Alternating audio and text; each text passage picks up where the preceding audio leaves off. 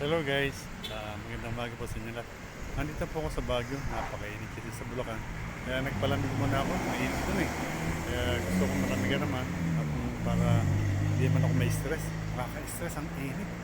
Nandito ako sa Travel Hotel, Travel Light Hotel sa Baguio.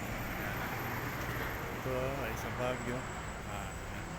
Mga guys, nakita niyo po, yan ang Baguio City. Yan.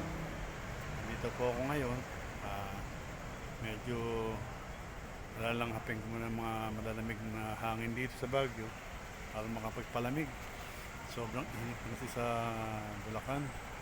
Kaya dito ako mga ilang araw at siguro mga ilang araw uwi na rin ako para malis ang init ng ulo ko.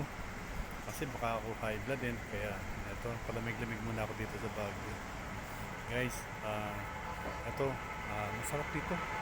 Kaya lang medyo matraffic dito sa Baguio. Saka hindi nadadaanan ng Canon ngayon, sarado. Kaya mahirap po ngayon umakyat. Kahit na hindi peak season, kaya mahirap. Guys, salamat.